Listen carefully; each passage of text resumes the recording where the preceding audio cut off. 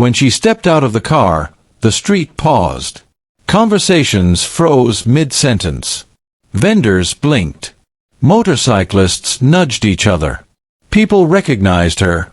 Of course they did. Her face was on billboards and magazine covers.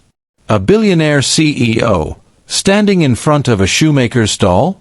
Patricia ignored them. She walked forward, heels clicking sharply against the uneven pavement. Daniel didn't look up until her shadow fell across his workbench. "I need your help," she said. Daniel's hands stilled. His eyes, dark and intelligent, lifted to meet hers. Confused, wary, resigned, as if trouble had finally caught up to him.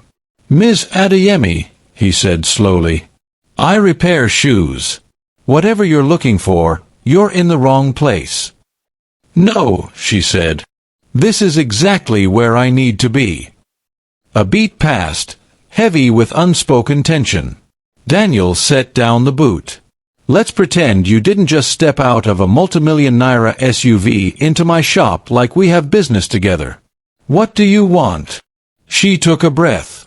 "I need you to marry me." The entire street seemed to inhale with him.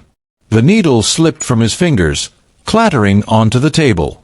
"Come again. What exactly are you offering?" he asked at last. "1 year of marriage. A contract. You'll be compensated $5 million. His expression hardened instantly. "You think that matters to me?" If you want to know what he asks for in return, and how this billionaire's plan spirals, watch till the end, like, subscribe, and comment where in the world you're watching from. Patricia Adeyemi had built her life like a fortress, calculated, reinforced, impossible to breach.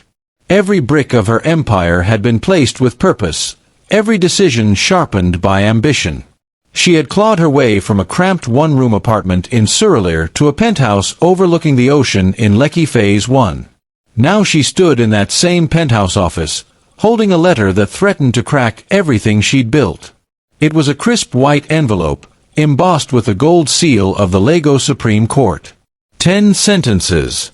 A few paragraphs of legal phrasing. And a single message that punched through her chest. If she didn't marry within 2 months, she would be removed as CEO of Solaris Tech. She read the line again, as if repetition could make it less absurd. In accordance with Clause 14b of the prenuptial agreement, should Mrs. Patricia Adeyemi remain unmarried for more than 5 years after her divorce from Mr. Victor Adeyemi, control of Solaris Tech reverts to Mr. Adeyemi. The page trembled. She didn't. Patricia didn't allow herself to tremble. But her fingers betrayed her. 5 years. She had forgotten the clause existed, buried among dozens of pages she had signed in good faith, rushing through paperwork during a time she'd been too in love, too trusting, too naive. Victor had not forgotten. Victor remembered everything that could be used as a weapon. She folded the letter carefully, deliberately, as if controlling the paper would give her control over the situation. She slipped it back into the envelope and placed it on her glass desk, her reflection staring back at her, perfect makeup, sleek bun, a tailored navy suit. The kind of woman who wasn't supposed to panic. But panic stirred anyway. One knock sounded on her office door. "Mom?" a small voice asked. Patricia's shoulders softened before she turned. Sophie stood in the doorway, clutching a stuffed rabbit she'd long outgrown but refused to discard. Her daughter's dark curls tumbled messily around her face, a contrast to Patricia's flawlessly structured appearance. "Yes, Angel," Patricia said. "Are we still going to practice for my school presentation tonight? You promised." Guilt struck harder than the letter had. "I did," Patricia said, pushing a smile into place. "Of course we will. I'll just be a little late getting home." Sophie nodded, unconvinced. "Please don't forget." "I won't," Patricia whispered. But she already knew she might. Crisis didn't wait for working mothers. It didn't care about 7-year-olds with school presentations. Sophie left, and Patricia's smile faded instantly. Her phone buzzed. A text from her lawyer. Victor filed for emergency hearing. He wants the takeover executed before quarter end. We need to move fast. Patricia gripped the back of her chair until her knuckles whitened. Victor wasn't just coming for her company. He was coming for her pride. Her legacy. Her daughter. Her daughter, Sophie. That sweet girl with the too big heart and the too bright smile. Victor didn't see a child. He saw a bargaining chip. An asset. A trophy. Patricia swallowed hard. She refused to let him touch Sophie again. Not after the last custody battle. Not after the tears Sophie cried when Victor whispered, "You'll love living with Daddy more. Daddy has more time for you than Mommy ever will." She paced the room, each step measured. She excelled at strategy. She won wars in boardrooms across continents. But this wasn't numbers or contracts. This was marriage. Marriage. The word scraped against her like sandpaper. Her mind drifted, unwelcome, to Victor, and the cold smile he had worn the day they signed those papers, the ones now threatening her life. He'd known. He'd planned. Even then. "Not this time," Patricia muttered. "You don't get to win again." She opened her laptop and began scanning profiles. Politicians. Businessmen. Philanthropists. Actors. Athletes. Men powerful enough to shield her from Victor's influence. But each profile ended the same way. Compromised, corruptible, connected to Victor's network, or simply dangerous in ways she knew better than to entertain. Time ticked away on the corner of her laptop screen. 10:42 p.m. She had promised Sophie she'd be home by 8. The guilt pressed deeper. The pressure mounted. The weight of 2 months, 2 months to save her company, her career, her daughter's stability, crushed against her chest. She closed her laptop and leaned back in her chair, exhaustion slipping into her bones. And that's when the memory surfaced. A dusty road. A small wooden table. A man with dreadlocks tied halfway, hand steady as he stitched a torn leather sandal.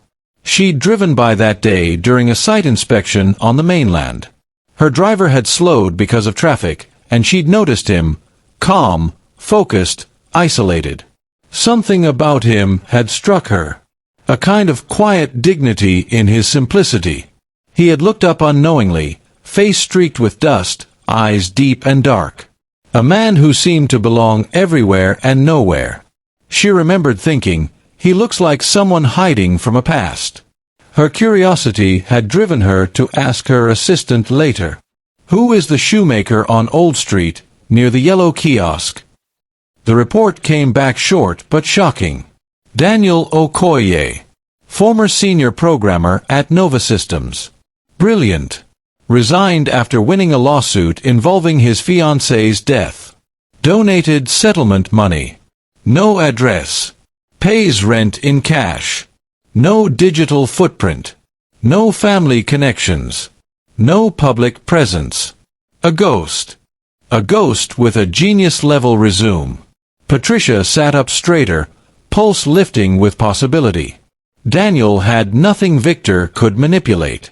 No records to dig through. No scandals to manufacture. No weak points to exploit. And he had walked away from wealth once. Victor wouldn't be able to buy him. She rose from her chair. A ridiculous idea. An impossible idea. Yet the only idea. "Daniel," she whispered to the empty room. She grabbed her purse, the letter, and her car keys. The penthouse lights flickered off behind her as she strode out.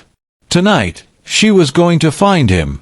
And she was going to propose something no sane woman would ever ask a stranger.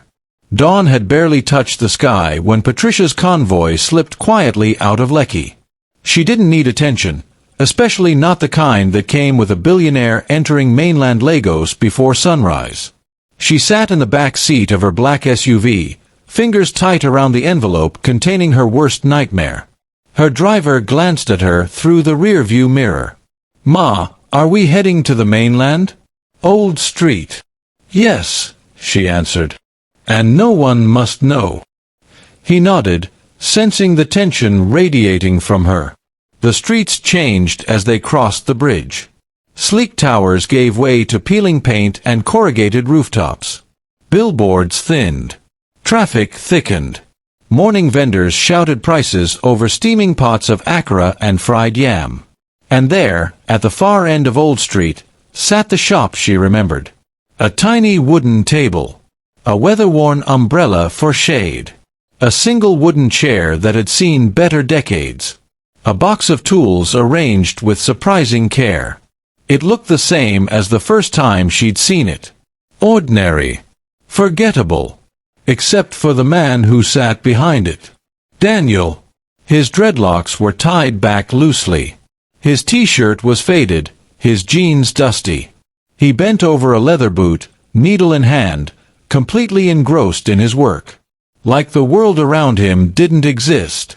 Like he had made peace with existing outside of it. Patricia inhaled slowly. This was it. When she stepped out of the car, the street paused. Conversations froze mid-sentence. Vendors blinked. Motorcyclists nudged each other. People recognized her. Of course they did.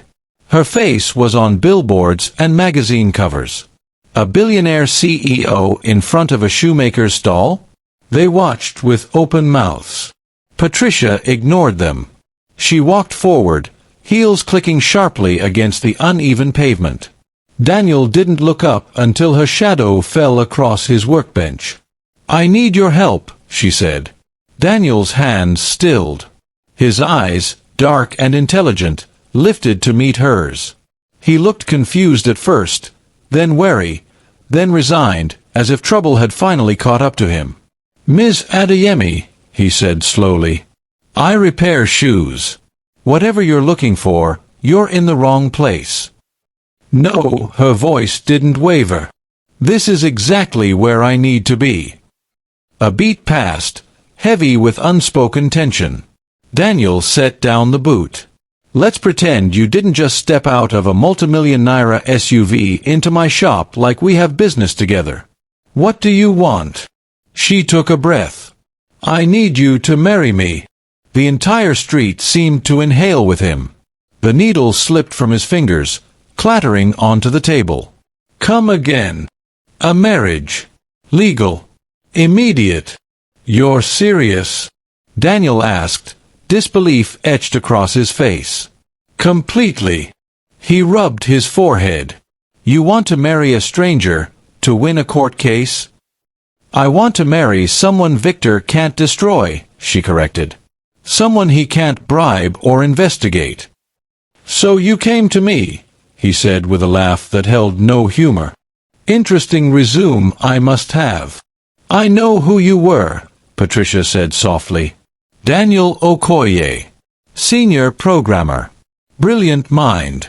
A man with everything to lose, until you lost everything."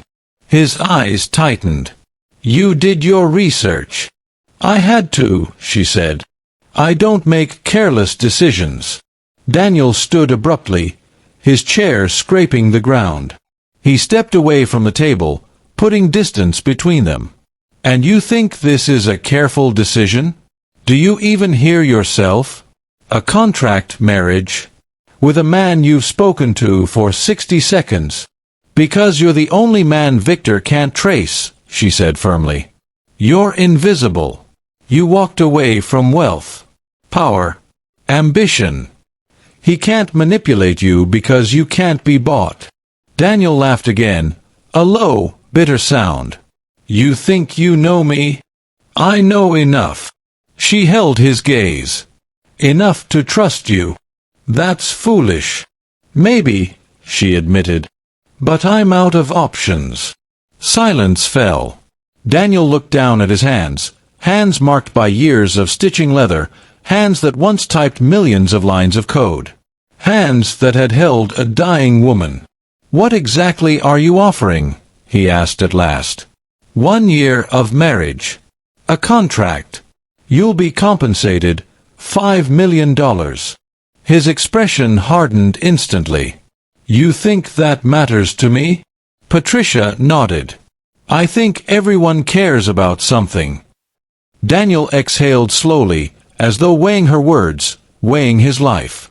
"Why me?" he asked quietly. "Out of all the powerful men you know, why a shoemaker in a forgotten street?" "Because powerful men are the easiest to corrupt," she replied. "You aren't. You're the only man I've found who has nothing Victor can weaponize." Patricia waited. Daniel finally spoke. "If I agree, and I haven't said I will, there's a condition." "Name it." "I want to be a real father to Sophie. Not a prop. Not a shield. I want to matter in her life. I want to be there." Patricia almost stopped breathing. Of all the demands she'd braced for, money, real estate, blackmail, this was the last thing she expected. "You're serious," she whispered. "Dead serious," he said. "If I do this, it won't be pretend. At least not for her." She studied him. The sincerity in his posture. The quiet conviction in his voice. The grief hiding beneath every word. "Take it or leave it," Daniel added. Patricia nodded slowly. "I'll take it." Shock flickered across his face, but only for a moment. "Come with me," she said. "We have a lot to do." He looked down at his clothes, at the dust under his nails. "I'm too dirty to sit in your car." "I don't care," she said. "Get in." When he hesitated, she reached out and took his hand. "Please." Daniel closed his eyes for a brief moment, then nodded. They drove across the city, past streets that knew him and into a world he'd abandoned years ago. Patricia didn't speak, and Daniel didn't ask questions. At a luxury grooming salon in Victoria Island, she turned to him. "In an hour, you'll need to look presentable." Daniel gave her a dry look. "What?" "Suits and shiny shoes." "Something like that." Inside, the stylists gawked but obeyed her instructions. Dreadlocks trimmed neatly. Beard shaped. Skin cleansed. Hair washed. Crisp suit fitted to him. When Daniel stepped out of the changing room, Patricia froze. Gone was the dusty shoemaker. In his place stood a man who carried both intelligence and pain in his eyes, shoulders broad, posture straight. Handsome, disarmingly so. He caught her staring. "Is it too much?" "No," she whispered. "Just unexpected." Daniel looked at himself in the mirror, then at her reflection behind him. "So," he said quietly, "still want to marry a shoemaker?" Patricia met his eyes in the mirror. "No," she said. "I want to marry you." The wedding was planned in 24 hours. Patricia had never rushed anything this significant. Board meetings, acquisitions, investor agreements, none of them were ever done without weeks of preparation. But this wasn't business. This wasn't strategy. This was survival. And survival didn't wait for perfect venues or polished timelines. The hall in Lekki was small by Billionaire standards. Simple white drapes, soft lighting, chairs arranged in orderly rows. It wasn't the grand ballroom she'd once imagined for her future. There was no orchestra, no celebrity guests, no 5-tier wedding cake. Just family, a registrar, and the thin thread of hope Patricia clung to. Daniel stood near the front, adjusting the cuff of his newly tailored suit. His hair was neat, his face clean, the rough edges softened.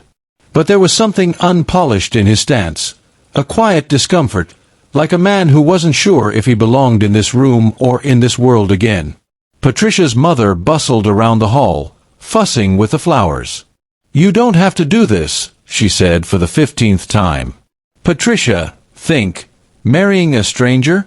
A man you barely know."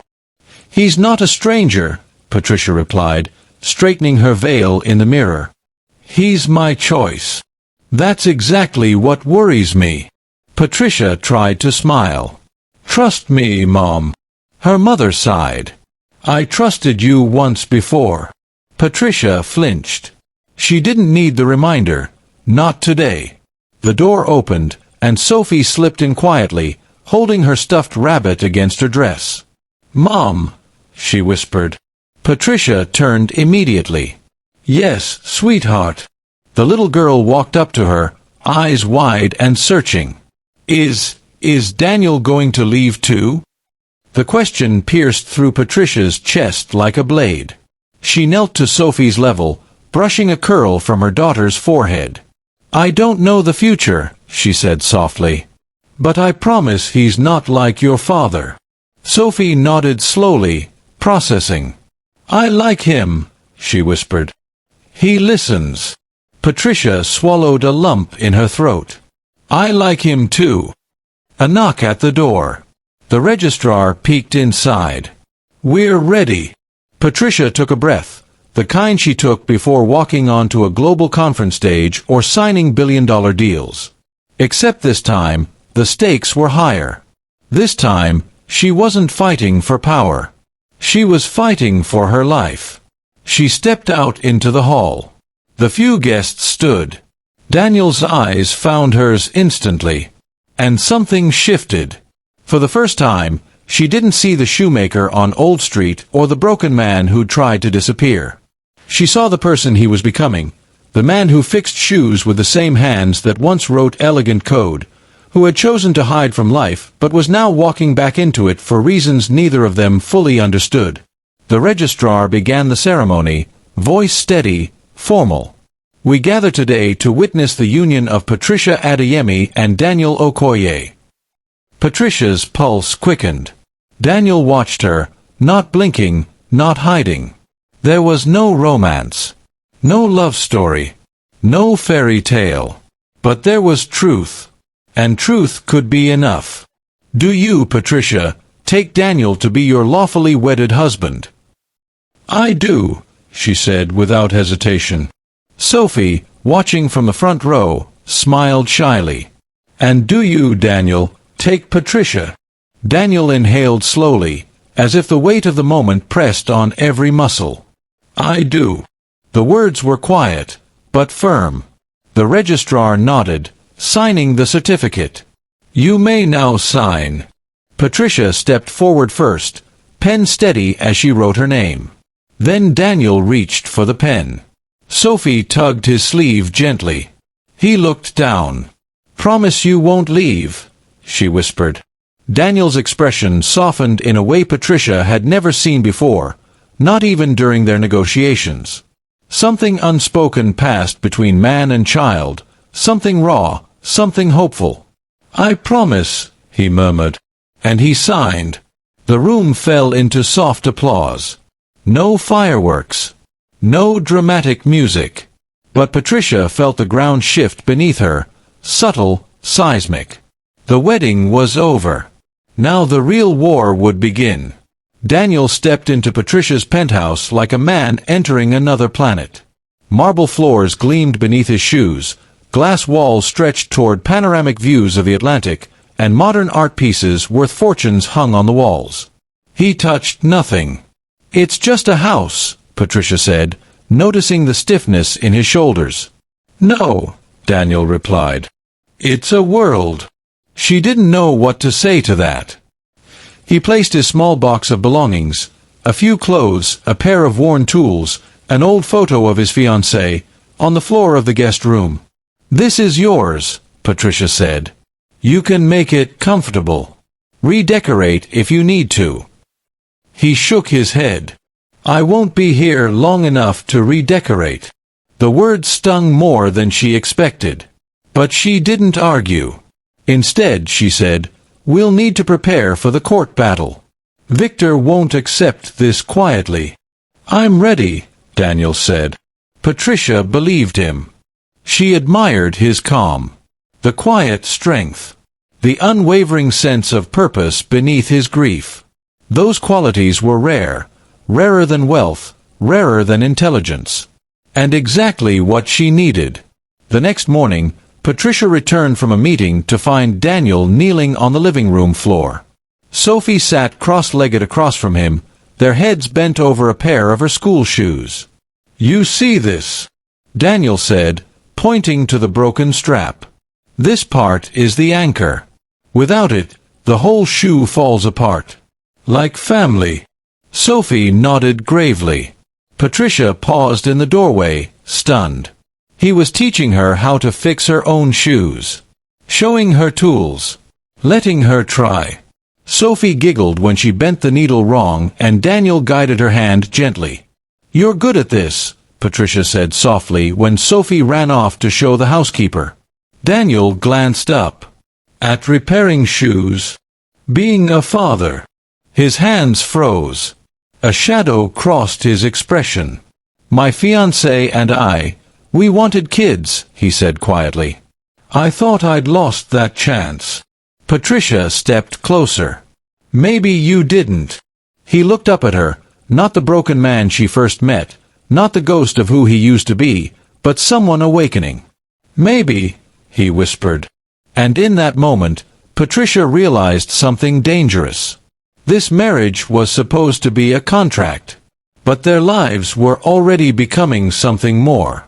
The courtroom was colder than Patricia remembered. Not physically, no, the air conditioning hummed softly, but emotionally.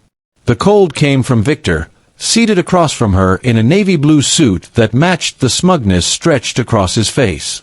His lawyers surrounded him like a pride of lions circling prey. Patricia sat straighter, chin lifted. Daniel sat beside her, shoulders relaxed but eyes sharp, as if he were reading every lie in advance. The judge entered. Everyone rose.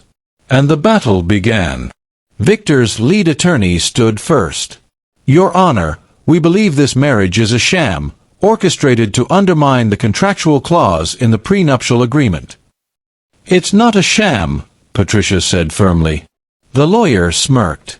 "Mrs. Adeyemi married a man she met 2 days ago. A shoemaker. With no family, no background, no connections. Convenient, isn't it?" Daniel didn't flinch. The lawyer continued, "We will prove this arrangement is fraudulent and that full ownership of Solaris Tech should revert to our client." Patricia inhaled slowly. This was the part she had feared, their attempts to make her look desperate, reckless, unfit. To make Daniel look like a pawn. But then Daniel leaned forward. "Your Honor," he said, voice even, "I understand the assumption. But I married Patricia to protect her daughter and to protect her legacy. Not the company, her." The courtroom quieted. Victor's lawyer scoffed. "And what exactly qualifies you to replace a man like Mr. Adeyemi?" Daniel met his gaze. "I don't want to replace him. I want to be better." Victor stiffened, jaw clenching. "Furthermore," Daniel continued, "Sophie, Patricia's daughter, has asked me to stay in her life. I won't betray that." The judge raised an eyebrow. "The child has expressed attachment."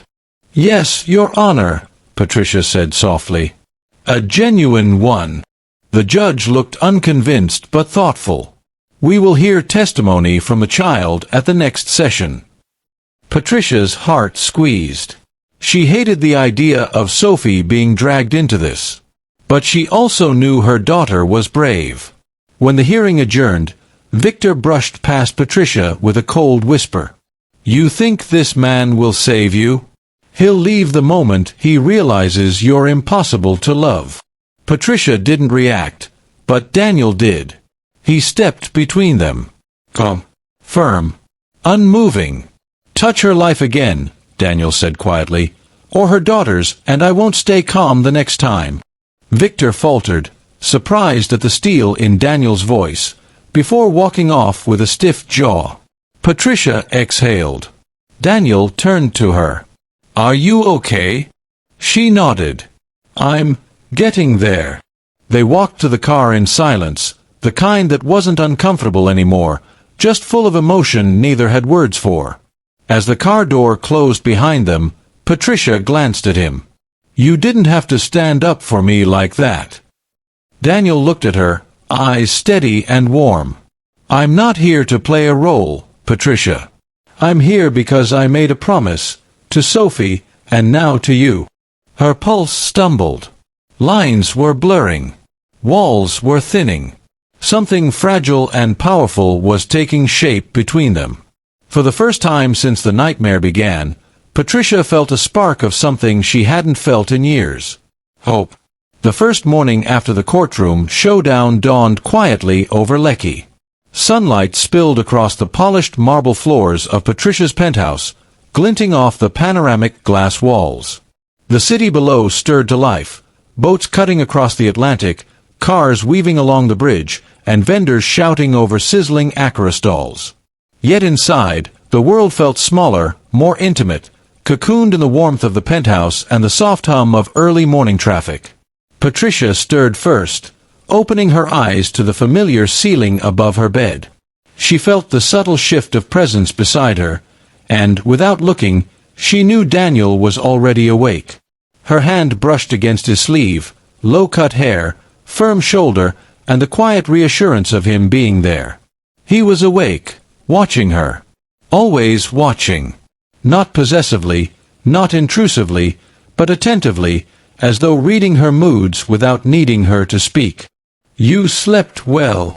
Daniel's deep, steady voice broke the morning stillness. Patricia smiled faintly. "Better than I thought I would." She turned slightly, catching his eye. There was no pretense in the gaze that met hers, only honesty. She felt the tension of the last few days start to melt away, replaced by the fragile calm of trust slowly solidifying. Daniel rose first, stretching. "We have a full day ahead," he murmured, and Patricia knew he meant both business and life, her daughter, their home, and the delicate balance they were beginning to navigate. He moved toward the kitchen, and she followed, curiosity piqued as she caught sight of Sophie seated cross-legged at the table, school uniform perfectly ironed, a bright pink pinafore that matched the color of her energy.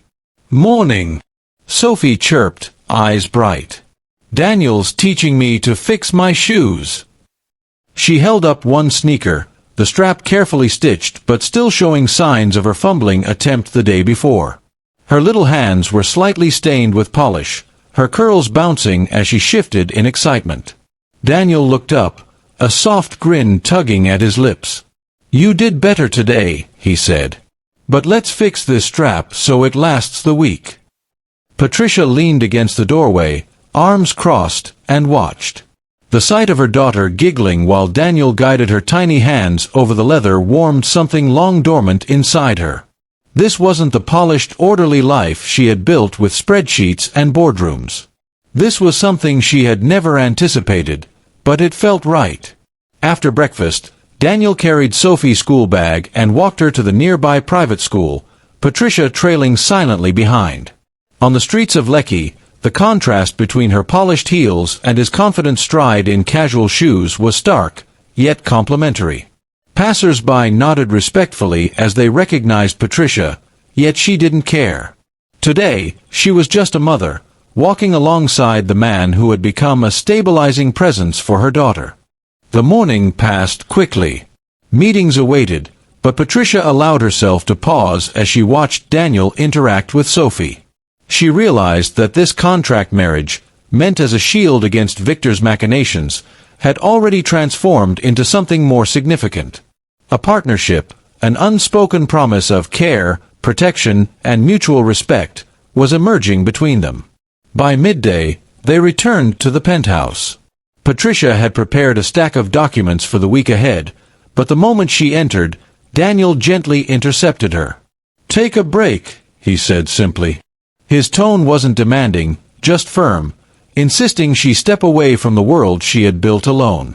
She laughed softly, though her shoulders relaxed for the first time in weeks. "You sound like my mother," Patricia quipped, allowing herself to sink into the sofa, letting Daniel slide beside her. He didn't crowd her. He didn't need to. His presence alone grounded her. They worked side by side, Patricia with her spreadsheets and Daniel quietly coding on his laptop, occasionally showing her snippets of software he was developing for a workshop he planned to run for underprivileged youth. She watched him work, marveling at the calm precision in his movements. Here was a man who had once commanded global tech projects, now teaching children and repairing shoes with equal care and devotion. She realized that greatness could take many forms, and the measure of a person wasn't just the empire they built, it was the lives they touched along the way. Hours passed unnoticed, the afternoon light turning soft and golden as it poured through the glass walls.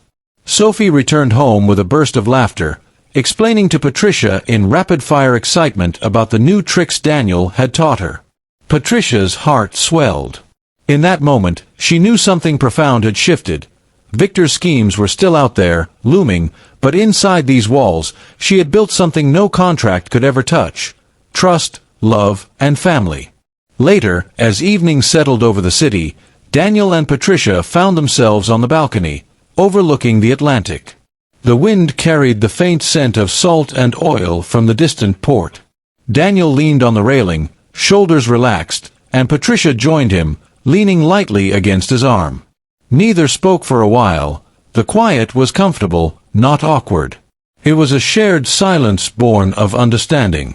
"You did well today," Patricia said finally, voice soft, almost reflective. "With Sophie, with the meetings, everything." Her words were praise, but also acknowledgement of the partnership forming between them.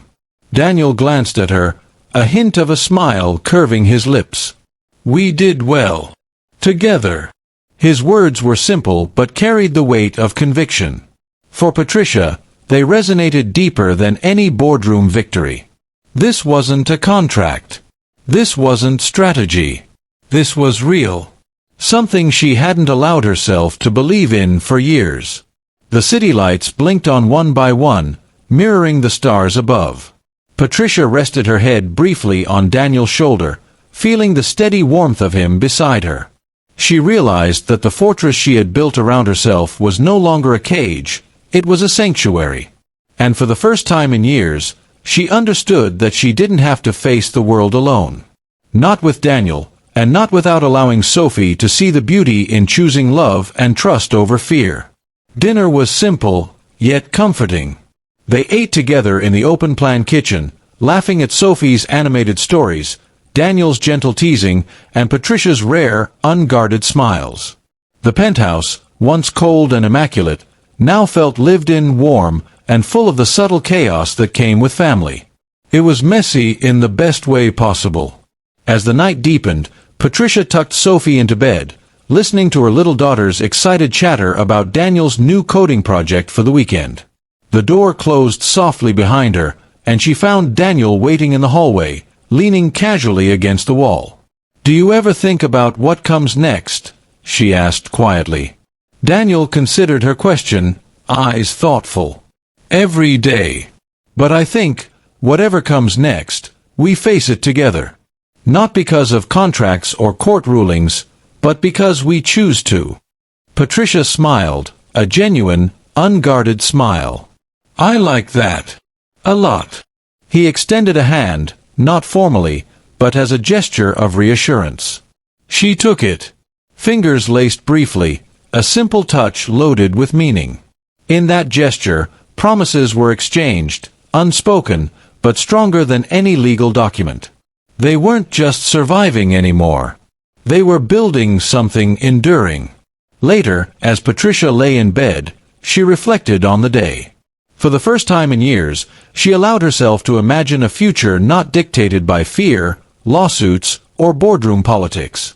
There was Daniel, steady and unwavering. There was Sophie, fearless and bright. And there was her, learning to let go of control just enough to let love and life in. She drifted to sleep with a quiet hope, knowing that whatever storms Victor might bring, inside these walls, they were already unbreakable. Weeks turned into months, and the rhythm of life in Patricia's penthouse gradually settled into something that resembled normalcy, albeit a new kind of normal. Board meetings, conference calls, and investor negotiations still demanded her attention, but they no longer consumed every thought. Daniel had become more than a presence. He was a partner in every sense that mattered. And Sophie had become the heartbeat that reminded them both what truly mattered. That morning, sunlight poured through the floor-to-ceiling windows, bathing the penthouse in gold.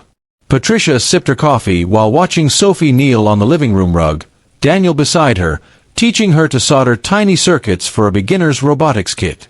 He guided her hands with patience, correcting gently, encouraging laughter when her fingers slipped. Patricia couldn't remember the last time she had seen her daughter so completely engaged in joy. "Do you think Mom will let me enter this in the school science fair?" Sophie asked eagerly, eyes sparkling. "I think she will," Daniel said with a warm smile. "And you'll probably win first prize." Patricia watched quietly, her lips tugging into a smile that had nothing to do with strategy or business. She realized then that her life, so meticulously constructed, had taken an unexpected turn, one far richer than any merger or acquisition could ever offer. By mid-morning, the penthouse was alive with gentle chaos. Daniel prepared breakfast while Sophie danced around, humming a song she'd made up on the spot. Patricia sat at the table, her laptop open, but her mind wandered. She watched Daniel move with a quiet confidence that had nothing to do with power suits or boardrooms. Here, he wasn't the brilliant programmer who had once commanded global projects. Here, he was simply Daniel, teaching, guiding, nurturing, and loving. "Mom!" Sophie shouted suddenly, holding up a half-assembled robot. "Look what I made!" Patricia rose, walking over to kneel beside her daughter. Daniel moved aside, letting her inspect the creation. It was lopsided, wires sticking out at odd angles, yet perfect in its own way. "It's amazing, Sophie," Patricia said, ruffling her daughter's hair. "You did this all by yourself?" Sophie nodded proudly. "Daniel helped me, but I did most of it." Daniel chuckled, kneeling beside Patricia. "She did brilliantly. I just provided moral support." Patricia's heart warmed at the quiet partnership unfolding before her. She realized something profound. They weren't just a family in name, bound by a temporary contract. They were building something enduring, founded on choice, trust, and love. Later that afternoon, Patricia received a call from her lawyer, Amaka. "The final court hearing is scheduled for next week," she said briskly, though her tone carried a hint of excitement. "Victor's legal team is persistent, but the evidence is overwhelmingly in your favor. Sophie's testimony, Daniel's involvement, and your documented parenting all point to stability and genuine attachment." Patricia exchanged a glance with Daniel. His calm nod reassured her in ways words never could. "Thank you, Amaka," she said softly. "We're ready." The following week, the courtroom was again filled with anticipation. This time, Patricia wasn't tense. She wasn't bracing for battle. She was prepared, not just for Victor, but for whatever the future might hold. Beside her, Daniel sat quietly, his presence steady, a silent reminder that she was no longer facing the world alone. Sophie's testimony was brief but powerful. The little girl spoke clearly and honestly, describing her life with her mother and Daniel, the games they played, the lessons he taught her, and the warmth he brought into their home. The judge listened attentively, nodding at the simplicity and authenticity in her words. Victor's face tightened with each sentence. He tried to mask irritation, but even his carefully crafted composure cracked when Sophie described how Daniel had taught her to repair shoes, help with homework, and listen to her stories without judgment.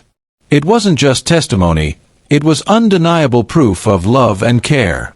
When the final ruling came, Patricia didn't need to read the fine print aloud. The judge's voice carried finality, justice, and relief. The court rules in favor of Mrs. Patricia Adeyemi and recognizes Mr. Daniel Okoye as a fit guardian and partner in the care of the minor child, Sophie Adeyemi. Victor Adeyemi's claims are dismissed. A soft gasp escaped Patricia, followed by tears she hadn't realized she was holding back. Daniel reached out instinctively, taking her hand gently. Sophie, bright-eyed and wide-smiled, ran to Patricia, wrapping her small arms around her mother. Victor stormed out, his rage barely contained, while his lawyers followed silently. Patricia didn't watch. Her eyes were fixed on her daughter and the man who had become more than anyone could have anticipated. That evening, back at the penthouse, they celebrated quietly. No grand gestures, no champagne towers.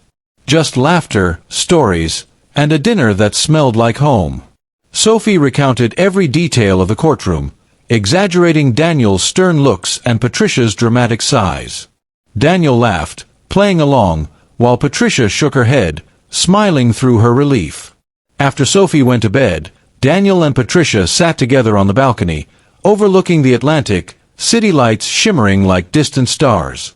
The breeze carried the faint scent of salt, and the distant hum of Lagos life below felt soothing rather than intrusive.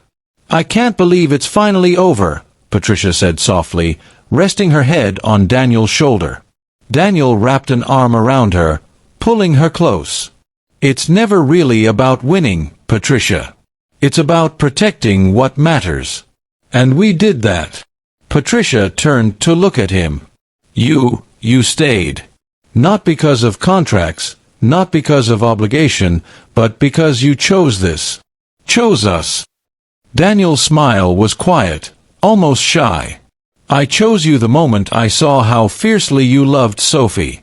Loving you didn't erase the past, it honored it. But it also gave me a second chance at family, at happiness." They sat in silence for a while, letting the moment sink in. Outside, the city continued its endless rhythm, but up here, in the penthouse, the world felt still, perfect in its imperfection. Weeks turned into months. Daniel re-established his coding consultancy, often hosting workshops for underprivileged youth, teaching them not only programming but dignity and patience. Patricia balanced work and family with a newfound grace, learning to leave spreadsheets behind for school plays, bedtime stories, and blanket forts. And Sophie thrived, growing into a confident, curious child, her laughter filling the apartment in ways that no luxury could ever replace. 2 years later, the penthouse balcony was a scene of quiet celebration. Sophie, now 9, was sprawled across the floor, working on a science project with Daniel, while Patricia watched from the doorway, sipping tea. They had crafted a life built not on contracts, not on fear, but on choice, love, and respect. Daniel had become a father in every meaningful sense, and Patricia had discovered that true success wasn't measured in stock prices or boardroom victories. It was measured in love, laughter, and the people you nurtured along the way. Patricia and Daniel exchanged a glance, the unspoken words between them heavier than any vow. "We built this together." The fortress she had once built to protect herself had transformed into a home, a sanctuary where joy, trust, and love could flourish. As the sun dipped below the horizon, painting the ocean in streaks of gold and crimson, Patricia realized she was finally free. Free from fear, free from control, free to embrace a future richer than she had ever imagined. And Daniel, her partner, her confidant, her love, stood beside her, a constant reminder that life, when chosen together, could be beautiful, resilient, and real. They laughed as Sophie's robot wobbled and tumbled across the floor. Daniel lifted her gently, and Patricia joined in, the sound of their shared joy echoing through the penthouse. Outside, the city continued its endless hustle, but inside, they had found something no courtroom, no ex-husband, no fortune could ever take away: each other. And in that moment, Patricia understood the truth she had been too focused to see before. Happiness wasn't just a contract, a victory, or a title. Happiness was this: the quiet, messy, brilliant reality of love, family, and second chances. If you loved Patricia and Daniel's journey, don't stop here. Subscribe to our channel for more thrilling love stories, dramatic twists, and heartwarming family moments. Like this video if Patricia's courage and Daniel's loyalty inspired you. Comment below. Which part of the story touched you the most? Are you Team Patricia, Team Daniel, or Team Sophie? And tell us where you're watching from. We love seeing our global family come together. Hit the notification bell so you never miss a story that will make you laugh, cry, and fall in love all over again.